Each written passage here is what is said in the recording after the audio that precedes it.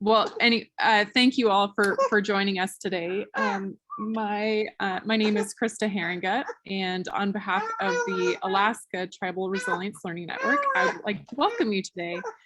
And Melinda, if you're okay with picking up, I would like to turn it over to you. Sorry about that. Great. Well, good morning, everybody, and good morning to Krista's little guy there, who's greeting us all, especially during this cold interior morning. And hopefully you all are having wonderful holidays. And thank you for joining us this morning for this session called SNAP Tools, Easy Access to Climate Data for Tribal Adaptation Planning. We're pretty excited today. This is a result of some work that's been ongoing that was really prompted by some questions from the Kowalungan tribe, who is joining us today and helping us really figure out how to make SNAP tools much more accessible to all of you who are working with tribes or at the local community front, or just feel like you need some additional insight to how to use and apply the SNAP tools. So we're happy you have joined us, and this event is also being broadcast for the first time on Facebook Live, just sort of testing how we can get and share this information broadly across those people who might access that platform. So welcome all. Please introduce yourself in the chat. It's great to see where you're from and hear from you. Next slide, please. So just a little bit about the Tribal Learning Network. You know, in trying to support tribes and rural communities, and just in general, some of our communities across Alaska, really what we hope to do is build upon our experiences, our Indigenous perspective and experiences, and really what's happening on the ground with our communities and the tremendous change that many are facing and going through. And then introducing or expanding on the existing climate science that's available and that's being considered. And then how do you couple those two and forward climate adaptation and particularly tribal priorities in areas that the tribe is really wanting to address at the local level or at a broader level, maybe at a regional level across the state. So we have been operating from this framework, and today you'll see that unfold in this presentation. So next slide. And really what is significant about trying to move all of our work forward is some of the key messages really help to, I guess, frame at another level and help us to address our adaptation efforts and in some ways validate them. I guess that's the word I was looking for. We have some key messages from significant reports that really the 4th National Climate Assessment, we're heading into the 5th one right now, but that's done every 4 years. And a major key message that's included there is that, you know, climate change outpaces adaptation planning. I think we're seeing that increasingly more and more. You know, if anybody has watched the news and seen the huge impacts that are happening across the states between you know, tornadoes and big snowstorms that were reported today, as well as some of our own coastal storms. We see that the impacts are just increasing daily.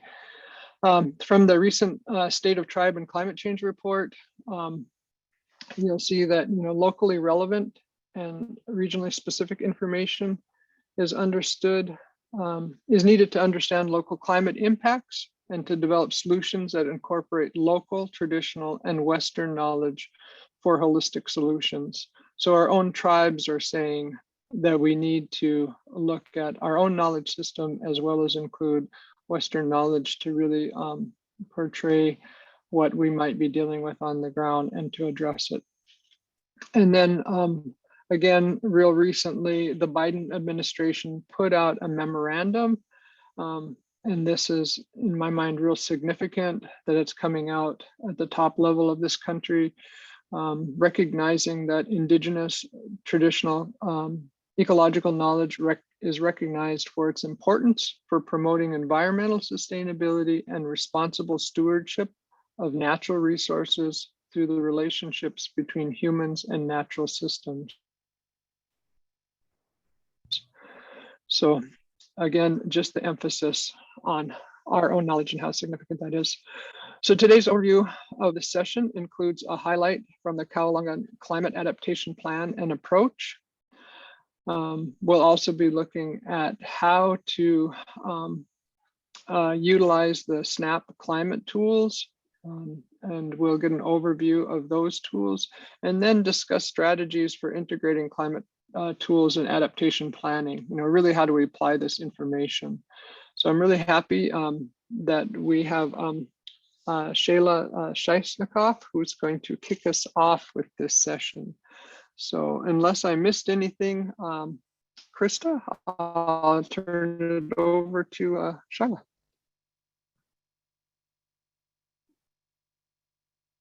Oh, there we go. These are our wonderful guests. Thanks, Melina. Yep, that's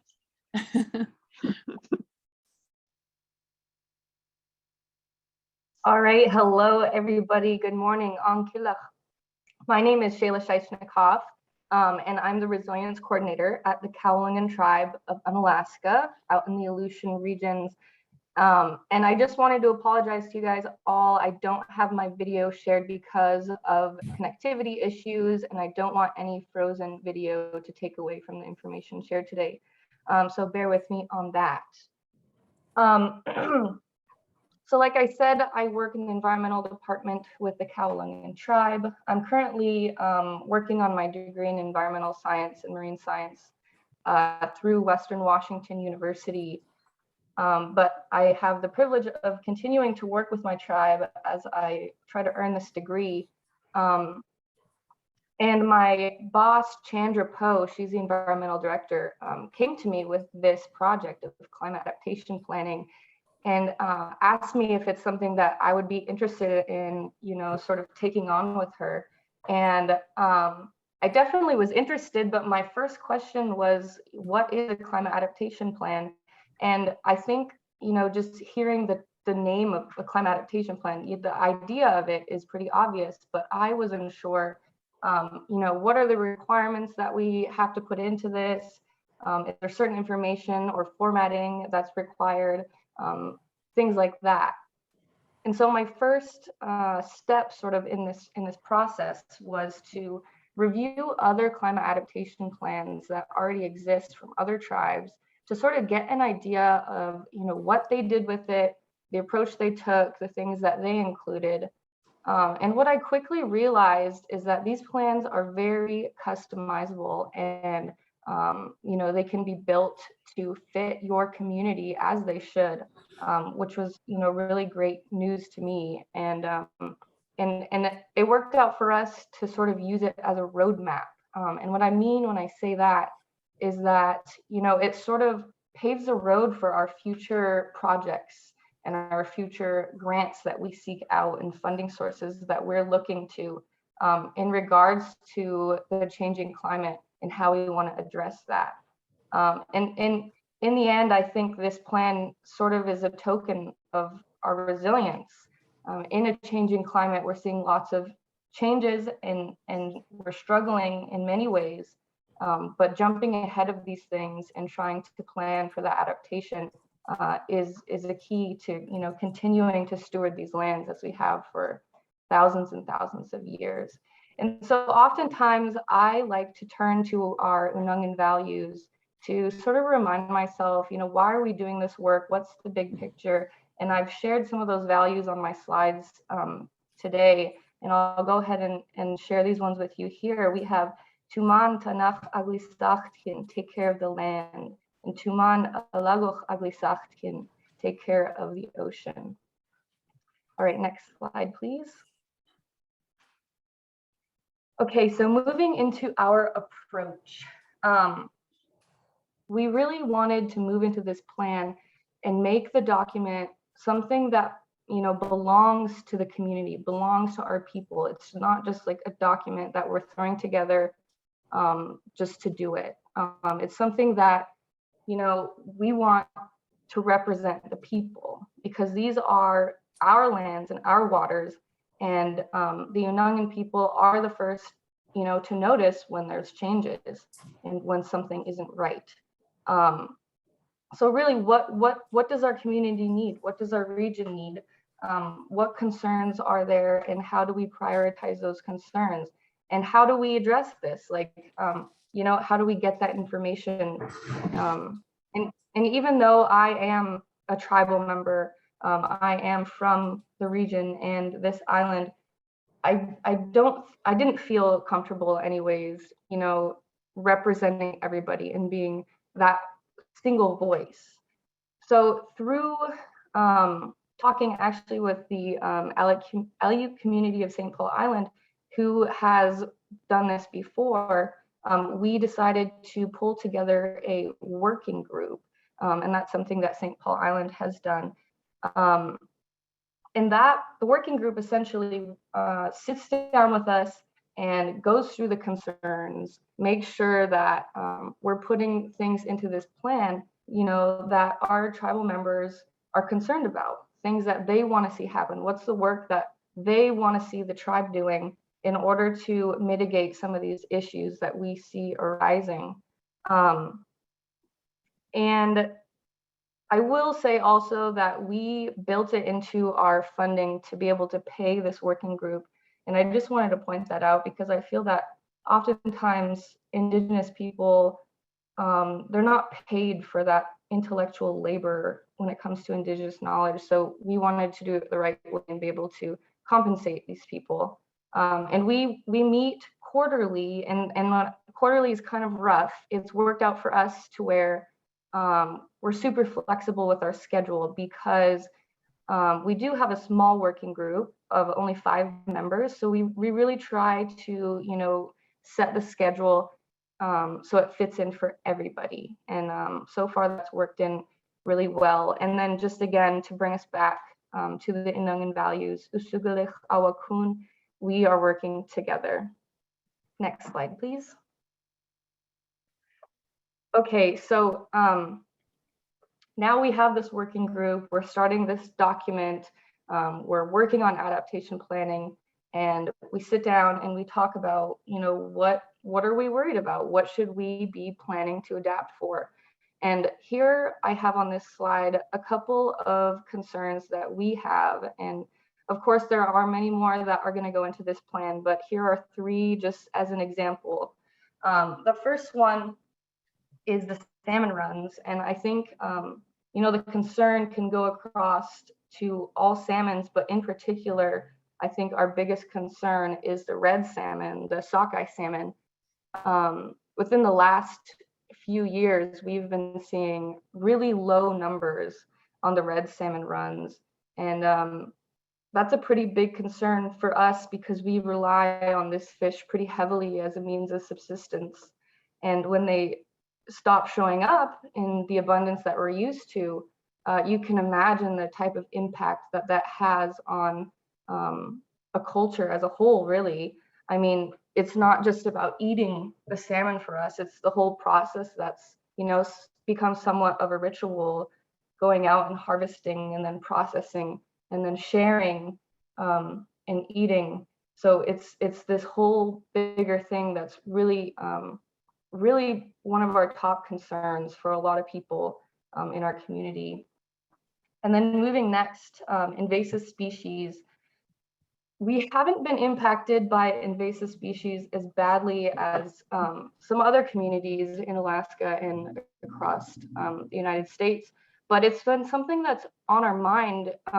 We do have one identified invasive species in our waters, and that's the Japanese skeleton shrimp, also known as Caprella mutica.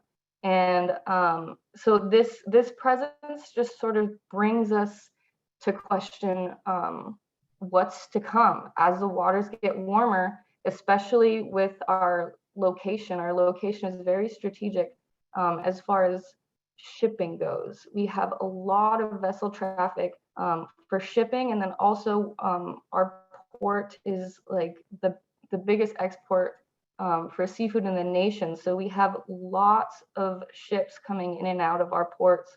And as the water rises and these vessels come in, they could be bringing these invasive critters. So this is something we are trying to jump ahead of. And last but not least, extreme weather events. I think pretty much everyone in Alaska can probably identify with this at some level or another. And just to share a little bit, these last couple winters, we've gotten quite a bit of snow, especially last winter. We got dumped on pretty heavily for a time there. And in years preceding that, we saw little to no snow. So we're seeing the extremes of these weather events. And in the summers, we're getting really hot days up into the 80s, which is really weird for us out here in the Aleutian Islands. So these are some examples of the issues that we're seeing and prioritizing into our adaptation plan. And at the bottom, I just put kakamigo, which is subsistence, and that is a value in itself. Like I said earlier, it's more than just a way of eating, but a way of being. Next slide, please. All right, so what's next? So we started this plan, we figured out what we're doing and what we can do, and we're working with the community to make it a representation of who we are as a people. So what do we do next? We have these issues that we've identified. The next thing we are going into is finding data in Western science to pair with this indigenous knowledge. And we're really working in the idea of two-eyed seeing here. And if you're not familiar with two-eyed seeing, it's basically a term that expresses the integration of Western science and indigenous knowledge so that we can work together with both of them to benefit everybody. And that's really the approach we're taking with this climate adaptation plan.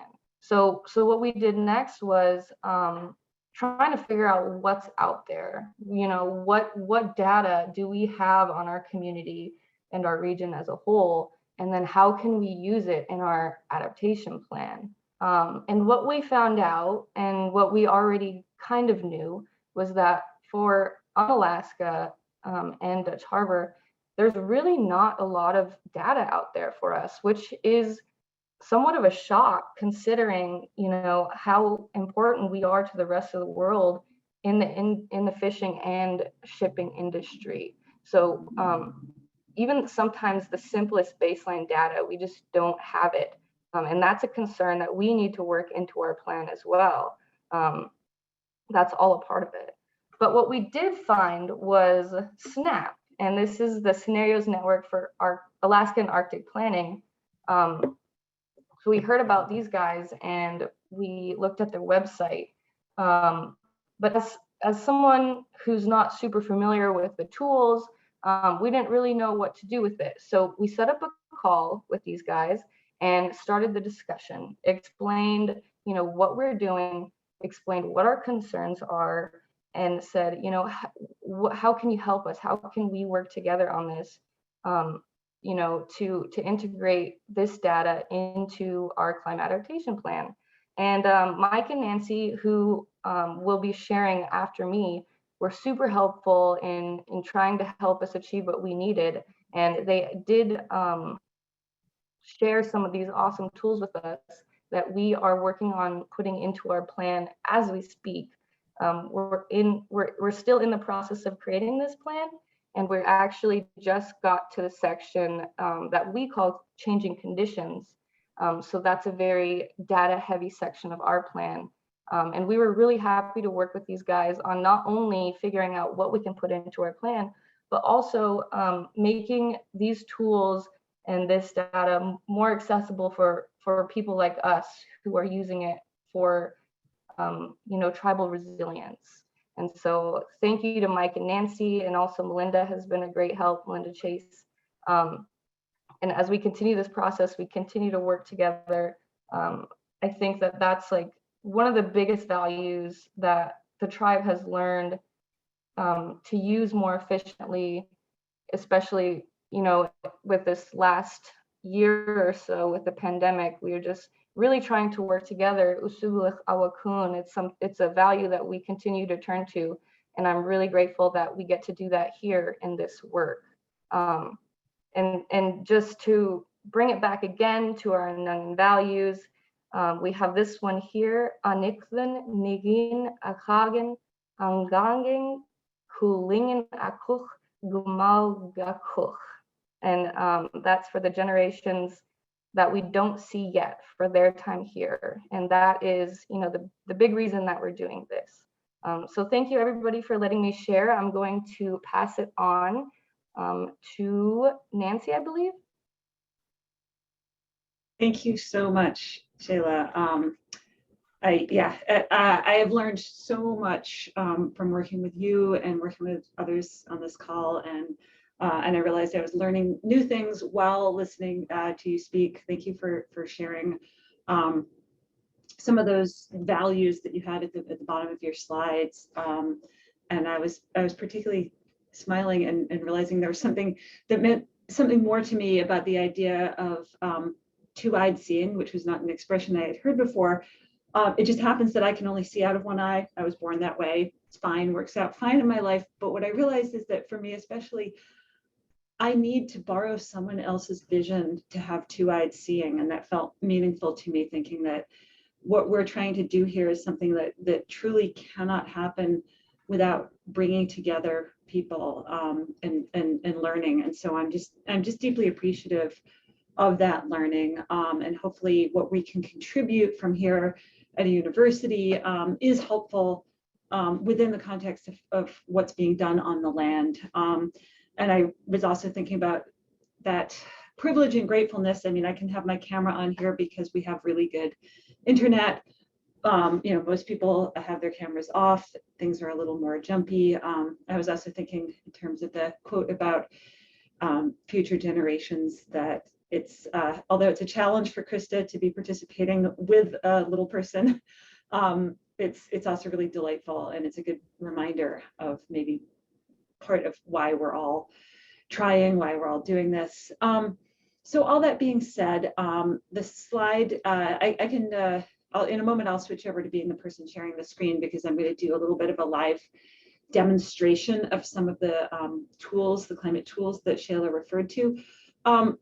But the slide that you see right now is just a reminder to me to mention some of the other projects I've been lucky enough to take part in, working with the Communities for Melinda's and others BRT project, but also Copper River Valley communities have very kindly asked for SNAP input on their ongoing adaptation efforts.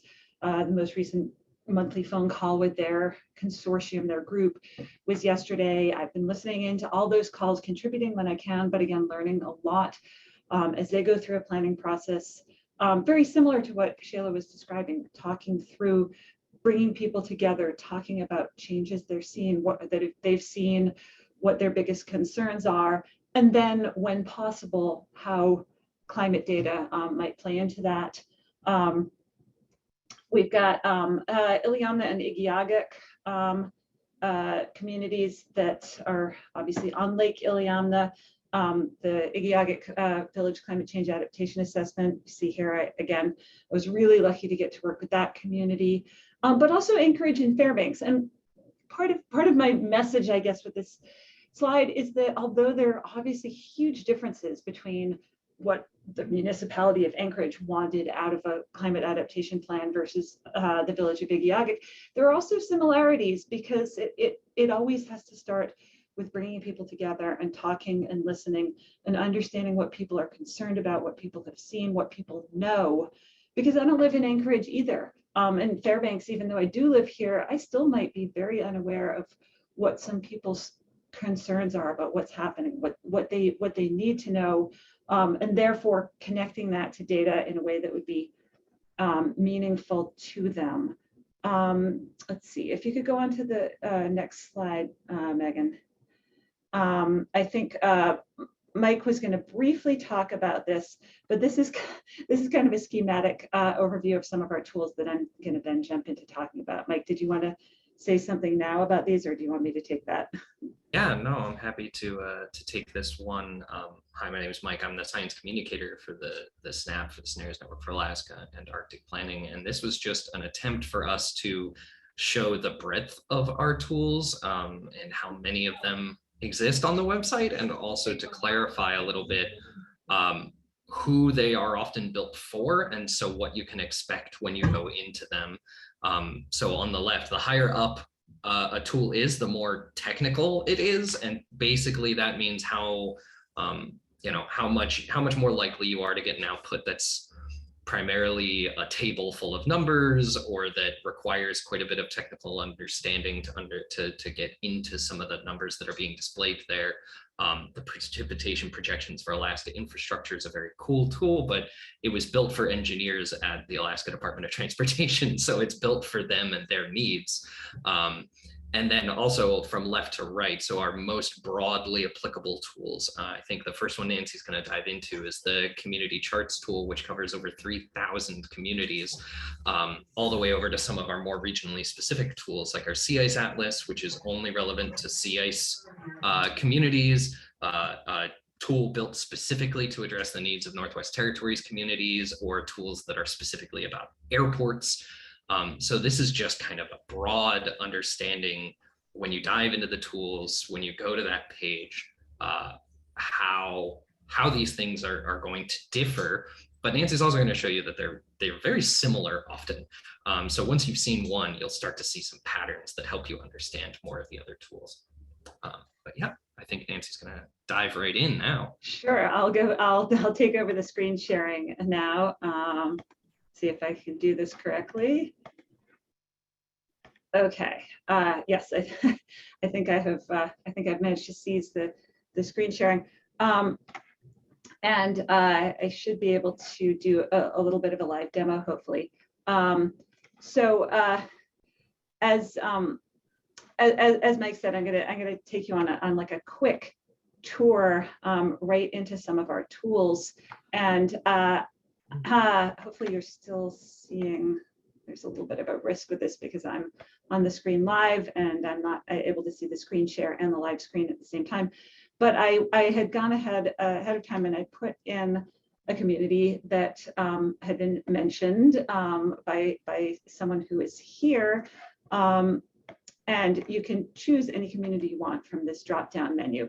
I should start by saying that I should start at the top so everyone can see the sort of the full scope of what this tool looks like. It was just revamped to make it a little better looking, a little more accessible, with fewer acronyms and unnecessary numbers, something trying to make it just more accessible, more understandable, and more useful to everyone who stumbles across this page. This is kind of it's an old tool, but it's brand shiny new too. And when you get into it, you're faced with a little introduction, but also some choices. A choice of what community, as Mike said, there are in fact 3,000, because that includes not just Alaska, but this whole area of Western Canada.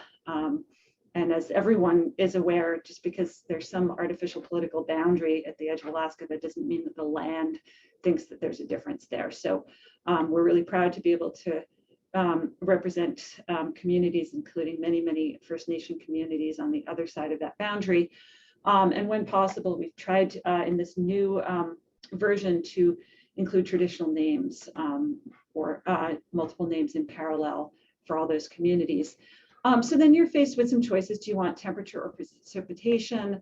Do you want to look at an optimistic low emissions, medium emissions, or high emissions? And there's you can click on a link if you don't know what that means in terms of what atmospheric gases are being unfortunately pumped out, you can find out more about that. But right now we're looking at medium, and the default, because the US has not really gone metric, is imperial units, but you can also choose metric units. So what you have here, this is an output graph that shows in gray what things were like historically, what things were like in the past, in the latter half of the previous century. If you roll over that I'm rolling it over with my mouse, you can see what that exact number is. The black line here is the freezing point, right? So 32 Fahrenheit. So it's really easy glancing at these outputs to see what's below freezing and what's above freezing. And when I have dialed in this particular community, I thought, wow, I'm going to show this as my demonstration first, because this is a really, really interesting story here. In the past, there were many months where the average temperature was below freezing: January, February, March, and December. Solid winter where the average temperatures were below freezing. If you look to the most distant future, the dark red bars here, which represents the end of this century. So maybe not in my time, but as I said, we've got a little one on this call, who will hopefully see that decade. None of these months have average temperatures below freezing, and that's really startling. And for someone who knows this place and knows that the land, there are probably many stories that would immediately come to mind about what that might mean. Average temperatures for no month are below freezing, which doesn't mean that there wouldn't be below freezing days, certainly. And then there's some detailed information below. This stays the same regardless of what community you select. But one thing to notice is that you can actually download this data as a CSV, comma separated values file, which just means that you can open it in a spreadsheet. You can open it in Excel or Google Sheets. So you can have those numbers to do what you want with for your community. Can conveniently, alphabetically, another community that someone mentioned is really close there. So we can take a quick look at a different community. And again, I could have searched by this traditional name instead. You can search. I should point out that you can type in as well as searching from the drop-down menu. And you see a very similar looking graph, but very different numbers. This is a much colder place, obviously, Chickaloon. But again, you see these patterns of really cold winter temperatures becoming a lot less cold. Some months shifting from below freezing average to above freezing average. And someone who knows this place would know what that would mean for traveling over snow or traveling over ice, for whatever subsistence practices are taking place during those shoulder seasons that are shifting. Summers are getting warmer as well, not as big of a shift as winter, but still a big shift. I heard Shayla saying, we're seeing in the 80s in the Aleutians, and that's really odd. I mean, that's really warm for the Aleutians. Before this meeting started officially, we were chatting and joking. 40 below zero here, 40 above zero in Alaska. And so again, I deal with numbers, I deal with data all day, but what those numbers mean, what they mean for people's lives, what they mean for the lives of the animals on the landscape, and for the land itself, that story is what people know and can add to, whether it's an adaptation plan or something less formal. I'm going to take us to, I'm going to share again, but I'm going to take us to start with a different screen. Sorry, just a moment. Just to introduce another tool, I'm actually going to take us, this time I'll start the way I should start instead of dumping you directly into a tool. This is our homepage, the SNAP homepage. And so from here, if you're someone who likes to have raw data for looking at in GIS, you can go in and jump in and get raw data. And you can connect with us as a research team. talk to us and talk about collaborative projects. But this is where this is where you get to the tools that we've been discussing. So you click see all the tools, and then you see some little brief descriptions of the tools and a list of the tools over on the right. I don't want to take up more than my share of the time, so I'll just visit one more tool here, which is the community permafrost data. I would love to visit all the tools because I think they're all so much fun. And I actually really wanted to go to the historical sea ice atlas as well, because we recently updated that as well. And a lot of Mike's work went into that, and it's a really fun one. So if you are in a community that is near the coast and is strongly affected by sea ice, I really recommend going and looking at that one. I notice in the chat that not that many people are in that Western Alaska zone, or some people are, but the effects of permafrost are perhaps a little broader, although not so much for those in the southern part of the state or in the Aleutians. But this is an interesting tool because it has a different interface from the community charts one, but is hopefully just as accessible. So you immediately see that here you're presented with a map, and it's got a bunch of dots on it. And you also have some drop-down menus, but it's a little different from community charts, where you can type in, we started here with GNOME as a default, but we can use a drop-down menu or type in, but we also have an option here where we can click on the map. So I'm gonna use that option for selecting a community. I'm picking Chebec, but I'm also gonna pick another community, Hooper Bay, that is very close by, but has really different, you notice the dots on the map are different colors.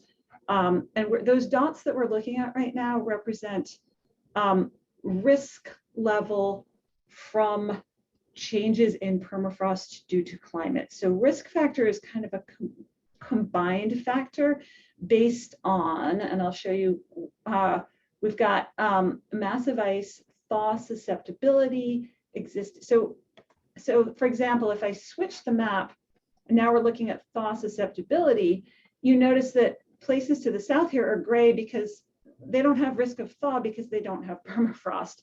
Places in the very far north have permafrost that is not yet perhaps at risk of thaw. So if you look at permafrost occurrence, you see something similar. Again, no permafrost to the south, discontinuous across interior Alaska, and continuous in the far north. So you can play around and you can see these different variables just in color right on a map, existing problems. So I'm going to take us back to risk level, and I'm going to scroll down a little bit. And this shows both the communities, Hooper Bay across the top here and Chebec right below, for all of those categories. So massive ice, thaw susceptibility, existing problems, permafrost occurrence, permafrost temperature, and then risk level. And again, these communities are very close to each other, but you notice that the size of these circles are very different between the two communities in almost all cases. And Chebec has high risk, Hooper Bay has low. And the reason for that big difference in risk is because of the all these other differences. Is there still permafrost there, and how fast is it changing, and what is the overall risk? So you can put more than two communities here. If you put more than three, it gets this graphic gets really crowded. But you can play around with it. You can click.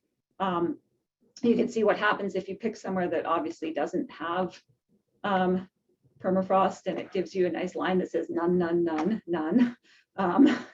Not terribly informative, but this doesn't necessarily tell you exactly what's going to happen and exactly when it's going to happen, but it does give some overall sense of risk, which, in and of itself might not be as meaningful as combining that mathematically derived risk with what you know about your community, what that risk might mean. And so again, it goes back to the people living in those communities. It goes back to what's happening on the land and in the waters near those communities. So I'll stop, even though I'd love to play around with lots more tools.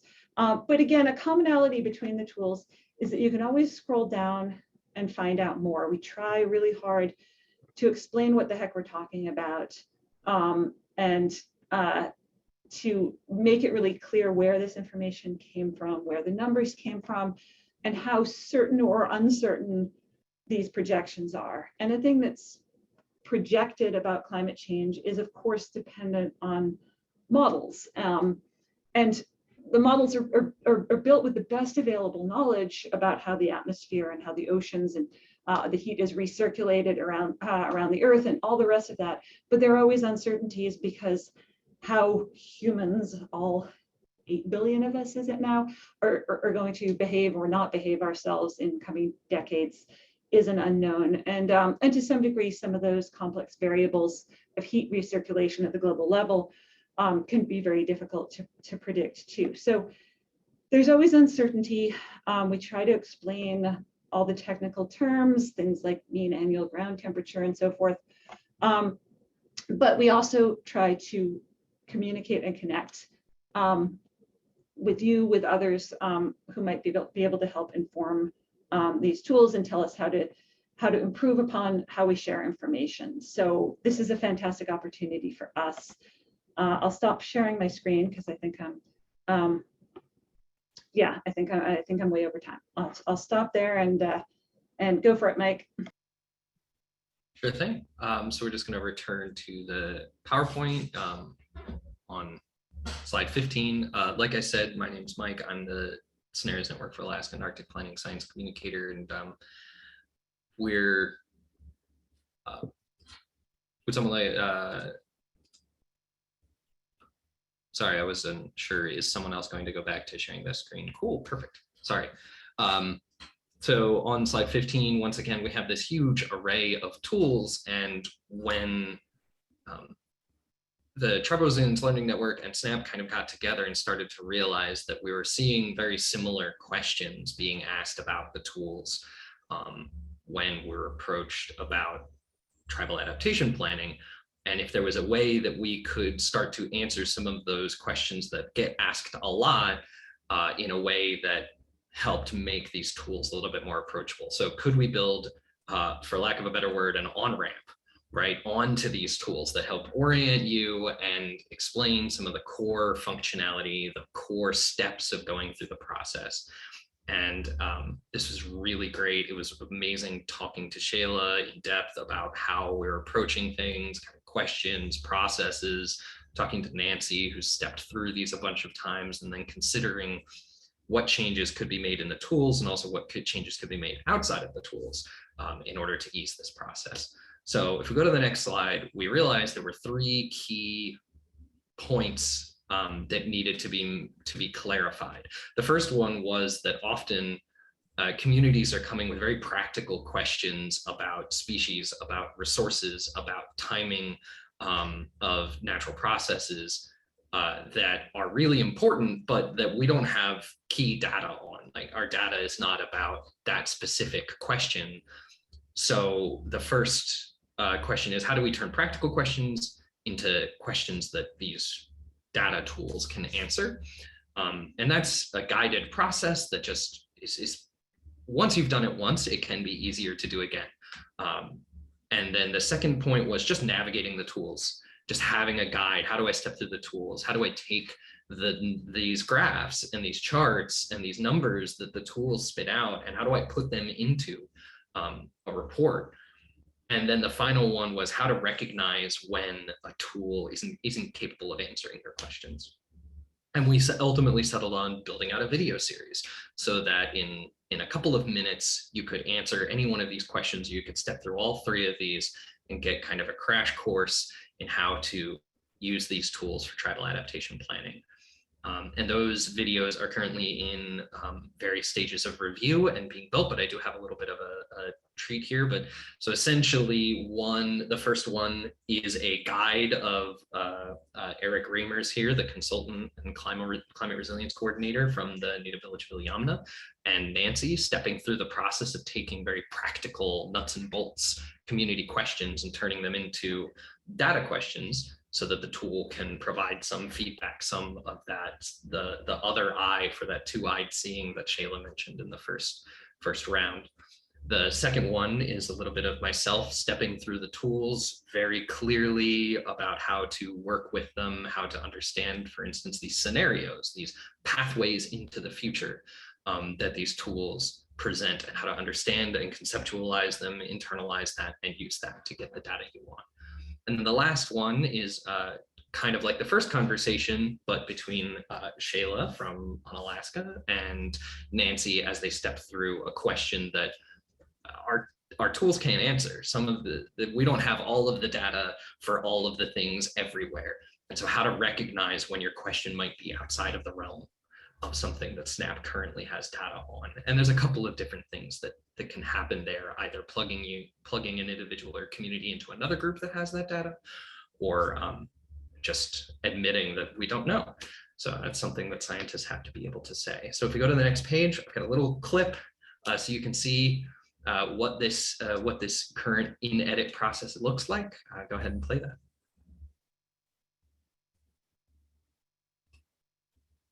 Oh no, I think we don't have audio, but I'll just step us through here. Process. Here's an example of Yeah, I'm just gonna unmute myself and we'll just try and do it that way. That's all right. Go for it. Cool. how SNAP climate scientist Nancy Fresco might guide a community member through the process of breaking down their real-life questions about what they are experiencing into questions that the SNAP tools can actually address for community planning. So, hey, Eric, it's really great to meet you, and I'm glad you called us. I don't know too much about the questions you have. I know that you're working on some climate change issues in Iliamna, so maybe you could tell me a little bit about some of the issues you're seeing out there, some of the questions you might have. Yeah, thanks for taking my call, Nancy. I really appreciate you offering your support, especially as I'm going through the process of working through a climate change adaptation plan that I'm drafting for the native village of Iliamna, my tribe out here. So that's kind of what you can expect from these. They're going to be up on the CASC website. We also drafted a text version of this that you would be able to download. So those will be available on the CASC website soon. And the next slide is just that we're always looking for feedback on these tools. We've made key changes to the tools themselves, and we've drafted up this whole how are we going to approach, how are we going to build some on-ramps onto the tools based entirely upon the conversations that have been had and the feedback that we've gotten, what works and what doesn't work. So right here is just emails for myself and for Nancy. And you can always also submit, I believe there's a form on the SNAP webpage to get in contact if you have any questions or thoughts, or if you want to provide that kind of feedback. But we're always open to those conversations. They're really fulfilling because it means someone's using this data to do something real in the world. And yeah, that's about all I've got. And I think I'd love to cut this off to give us some time for conversation and questions here at the end. If I want to hand this back to Krista or. Yeah, thanks, Mike, Nancy, and Shayla for the presentation, for each of your presentations and going through the tools. And also just really appreciated Shayla introducing just the planning process that the Kawalangan tribe is walking through. And you also mentioned that you have been participating in a working group with other tribes. And I just want to acknowledge just the value and importance of working within a team. And also just Mike and Nancy, just the support that you've also been able to offer different tribes as they walk through the process. And so just really generally, I think we want to just take advantage of having both Mike and Nancy on the line, as well as Shayla, who's kind of walking through the process of using SNAP tools. And just wanted to open it up to the folks here. Either just please feel free to unmute yourself, or if you feel more comfortable in the chat, if you're working on a climate adaptation plan, if you're either previously or currently trying to integrate climate data, and again, apologies for my little guy, he has a lot to say. Just want to open it up to the group to ask any questions of any of our panelists, and leave it at that. Is it okay if I jump in? Please do. So yeah, my name is Susan Flensburg, and what I put on the chat exchange was a link to the ANTHC website where they've done climate change health assessments, because to me that's a good practical example of how they incorporated SNAP into sections of the those documents. So again, I just put the link and sent that out in the chat box, because I think it's helpful to see a practical application of it. Yeah, great. Thank you for that.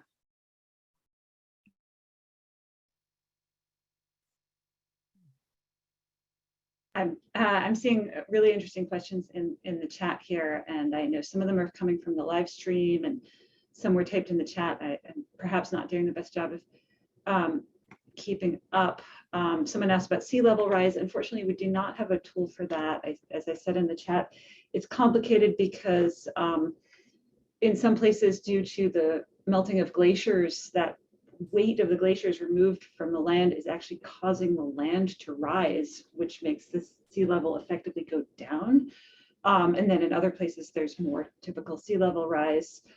And of course, coastal erosion is a terrible, terrible problem in many communities in the state, but that's more caused by the loss of land-fast ice and the loss of permafrost holding the soils together, and less attributable to sea level rise.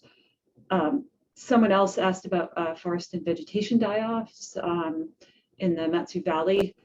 I happen to be working right now on a project trying to create a model for spruce bark beetles. Literally, I have this huge stack of documents that's my reading right now. Trying to put together something to get a handle on a predictive model for that. Our fire models also are essentially vegetation and fire models. So we, as Mike alluded to, we can't always offer a tool or data that directly addresses a question, but sometimes we have something that will at least partially address it. So please email me with your questions, call me. I love connecting and talking through these things. And even though unfortunately sometimes I have to say, wow, we've got nothing on that. Some of our other colleagues at UAF or the University of Alaska statewide, or colleagues who are outside of the university and in other communities or in federal agencies, might have information that can help.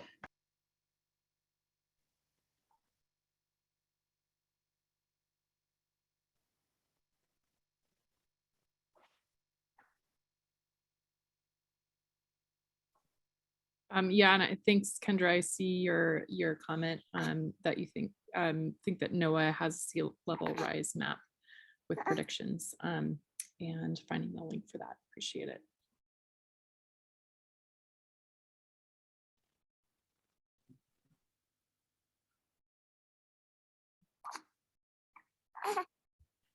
All right. Well, do we have any other questions or comments before we wrap up the session? I'd like to thank the presenters for this, and I think I will email both Mike and Nancy about how they might further help the Chignik Intertribal Coalition, and maybe we could. And I think that last question about having a longer workshop style webinar on using the SNAP tools would be helpful for probably, more than just me. So I do encourage that. Anyway, thanks again. Really appreciate it. Yeah, thank you, Hazel, for that. and also anyone else on the line answering that last question, something that we've discussed recently is whether or not a longer training on using and integrating SNAP tools would be helpful. And if that's something that you think that you or your tribe might be interested in, please let us know either by email or in the chat now. That kind of feedback is really helpful for us as we think about planning forward. Again, just want to thank Shayla, Nancy, and Mike for presenting today. It's definitely, just with both how quickly things are changing, but also with a lot of— The system has detected that a minimum number of lines are connected to this conference. Do you want to continue your meeting? Press 1 to confirm. If there is no response, the conference will end. Apologies for that. That's our phone line. But just want to reiterate just the value and importance of planning with just some of the recent historic infrastructure spending that's coming down the line too. So with that, I do want to just thank everyone for joining. And Elias is also thanking you all for participating today. And with that, I think we'll go ahead and close out our session.